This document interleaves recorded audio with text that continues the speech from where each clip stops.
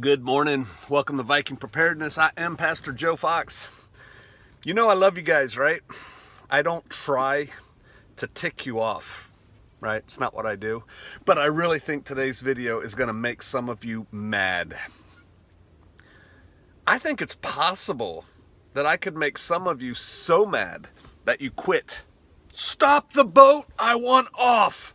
Let me off this long ship. I'm no longer a Viking. Well, there's only one way off, that's over the edge, because the rest of us are continuing to row that way. I don't want you to quit. For those of you who, when you watch this, think you're gonna,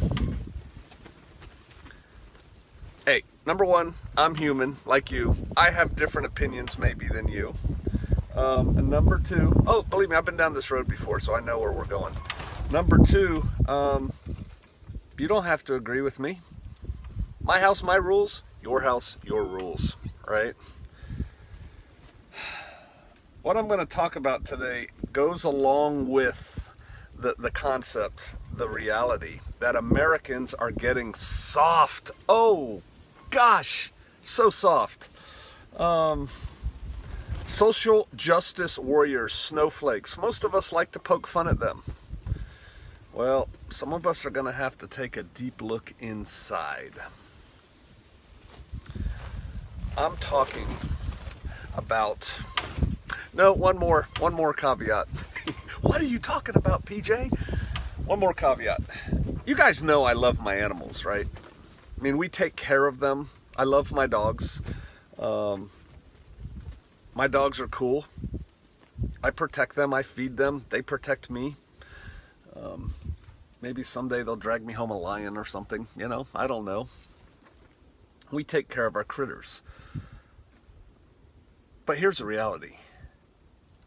People are more important than animals, including your dog. I don't know most of you from Adam and Eve. Wouldn't recognize you if I saw you on the street. And unless you were doing something wrong, if you got into some kind of mess with my critter, which I can't imagine that happening, but let's just assume it did, I would take your side. And I don't know you, and it's my dog. People are more important than animals. That's not what I think is going to make you so mad. I want to talk about, what are they called? First of all, they're pets, not companion animals. That's stupid. That's another thing down that tail. Emotional support animals. Isn't that what they're called? Now I'm forgetting the whole name of the title of this thing. I'll title it what they're called. What are those, you know, people started out with dogs, and so they could bring their dog into the store. And I'm not talking about seeing eye dogs. I'm talking about people who have emotional problems. And problems is probably a bad word, and it's not very sensitive, especially for a pastor.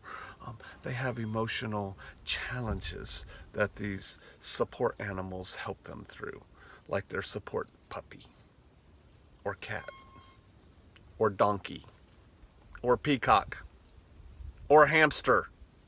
Are you... I'm like that other guy on YouTube that I've seen. Are you kidding me? Are you kidding me? Are you kidding me? An emotional support hamster? It's ridiculous. These emotional support creatures, they're animals. We're people. Go get your emotional support from the Most High Yah. Go get your emotional support from your loved one. And if you don't have one, there's probably a reason looking at you in the mirror. The issue is you. I need an emotional support animal, and it needs to go with me everywhere and inconvenience all the other humans out there.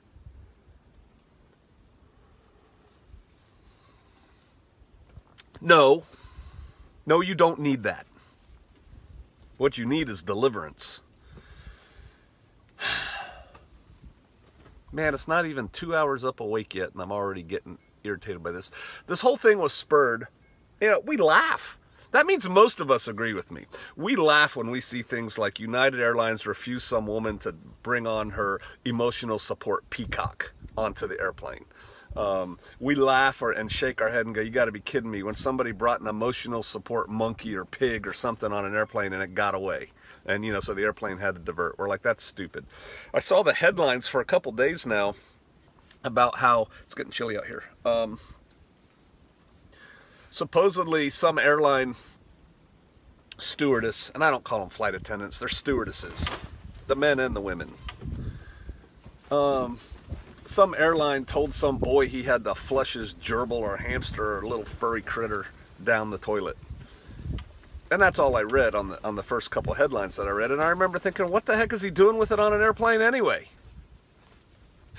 Probably snuck it on. They're probably like, that can't be here. Somebody could get hantavirus or something. I don't know. And then today, which spurred this whole rant. I've been ranting lately. I need to start working out some more. I need to get that stuff out of me. But then you wouldn't have the benefit of these lovely morning rants and tirades. Then I read it was supposedly an emotional support hamster. I did not open the article and read it. I ain't got time for that. What does a kid have an emotional support animal for in the first place? What's he got mom and dad for? What's mom and dad letting them have an emotional support animal for? I'll tell you what, demons, man. Demons can inhabit little critters, right? That's true. Gonna try not to get too religious on y'all, but it's true. You don't need an emotional support animal. If you think you do, you need more help than a critter. I suggest you seek it with the Father first, with your church leaders. And if your church leaders don't do deliverance, you got the wrong church leaders, because it's real. We're not fighting against flesh and blood here. We're fighting against powers and principalities, darkness and high places. Oh yeah. Emotional support animals. No. I remember, I don't think they're patrons, but if they do, it's true, so there you go.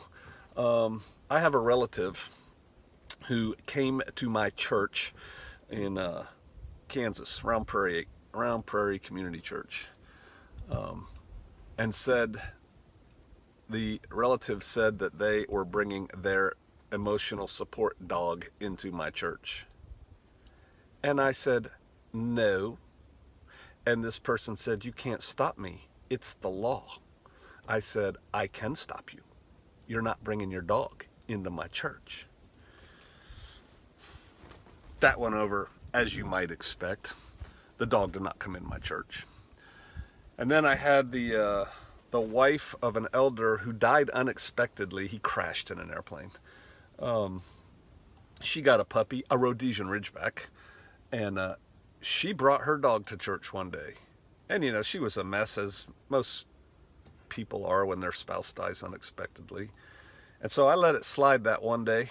But then when she brought it again, and the reason I let it slide, she didn't tell me in advance. If she told me in advance, I say, no, you can't bring it. But she just showed up with it. And then I told her, you can't bring your dog anymore. She wasn't real happy, but she dealt with it because she's a pretty strong woman. We're getting soft. Do you think the North Koreans have emotional support animals? Do you think the Russians have emotional support animals? Do you think the Chinese have emotional support animals? These are our potential foes. Do you think Iranians have emotional support animals? We have soldiers, sailors, airmen, and Marines, for Yah's sake, who have emotional support animals. If you need an emotional support animal, you have no business being in the military. Killing people and breaking things is emotionally tough.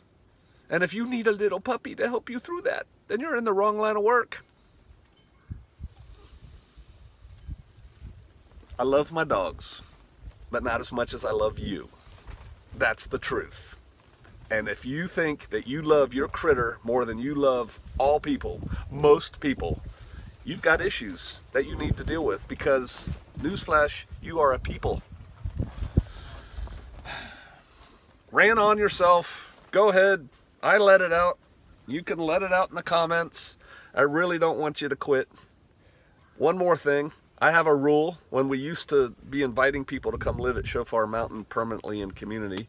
And I said, you can't bring any animals. I gave various reasons. But you know the number one reason? Because anybody who didn't want to leave their animal behind to join our community wasn't worthy of our community. That was the real reason. People are more important than animals. All right. I'll see you out there. Rant on.